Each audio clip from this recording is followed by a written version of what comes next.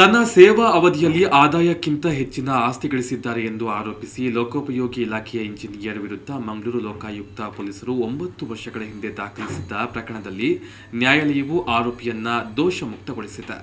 ಬಂಟ್ವಾಳದಲ್ಲಿ ಲೋಕೋಪಯೋಗಿ ಇಲಾಖೆಯ ಸಹಾಯಕ ಜೂನಿಯರ್ ಇಂಜಿನಿಯರ್ ಆಗಿ ಕರ್ತವ್ಯವನ್ನು ನಿರ್ವಹಣೆ ಮಾಡ್ತಾ ಇದ್ದಂತಹ ಅರುಣ್ ಪ್ರಕಾಶ್ ಡಿಸೋಜಾ ಅವರು ಆದಾಯಕ್ಕಿಂತ ಅಧಿಕ ಆಸ್ತಿ ಹೊಂದಿದ್ದಾರೆ ಎಂಬ ಮಾಹಿತಿಯ ಹಿನ್ನೆಲೆಯಲ್ಲಿ 2014ರ ಡಿಸೆಂಬರ್ 19ರಂದು ಮಂಗಳೂರು ಲೋಕಾಯುಕ್ತ ಅಧೀಕ್ಷಕರ ನಿರ್ದೇಶನದಂತೆ ಲೋಕಾಯುಕ್ತ ಡಿವೈಎಸ್ಪಿ ಮತ್ತು ತಂಡದವರು ಬಂಟ್ವಾಳದಲ್ಲಿರುವಂತಹ ಅರುಣ್ ಪ್ರಕಾಶ್ ಅವರ ಮನೆಗೆ ದಾಳಿಯನ್ನು ನಡೆಸಿದರು. ಈ ಸಂದರ್ಭದಲ್ಲಿ ಮನೆಯಲ್ಲಿ ಲಭಿಸಿದ ದಾಖಲೆ ಪತ್ರಗಳು, ಚಿನ್ನಾಭರಣ, ನಗದು, ಬ್ಯಾಂಕ್ ಲಾಕರ್ನಲ್ಲಿದ್ದಂತಹ ಒಡವೆಗಳು, ಠೇವಣಿ ಪತ್ರ ಇತ್ಯಾದಿಗಳನ್ನು ವಶಪಡಿಸಿಕೊಂಡಿದ್ದರು.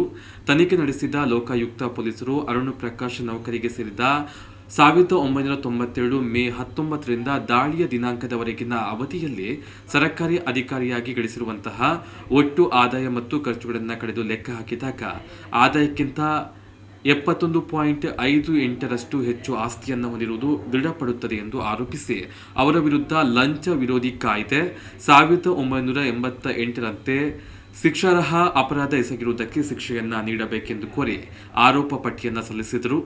ನ್ಯಾಯಾಲಯದಲ್ಲಿ ಪ್ರಕರಣದ ವಿಚಾರಣೆ ನಡೆದಾಗ ಆರೋಪಿ ಪರ ವಕೀಲ ದಿನೇಶ್ ಹೆಗ್ಡೆ ಒಳೆಪಾಡಿ ಅವರು ಲೋಕಾಯುಕ್ತ ಪೊಲೀಸರು ತನಿಖೆಯ ಸಂದರ್ಭ ವೈಜ್ಞಾನಿಕ ವಿಧಾನವನ್ನು ಅನುಸರಿಸಿಲ್ಲ, ಆಭರಣಗಳಿಗೆ ಸಂಬಂಧಪಟ್ಟಂತೆ ಆಯಾ ಕಾಲಘಟ್ಟದಲ್ಲಿ ಚಾಲ್ತಿಯಲ್ಲಿದ್ದ ಮೌಲ್ಯವನ್ನು ಪರಿಗಣಿಸುವ ಬದಲು ದಾಳಿ ನಡೆದ ದಿನಾಂಕದ ಮೌಲ್ಯವನ್ನು ನಿಗದಿಪಡಿಸಲಾಗಿದೆ.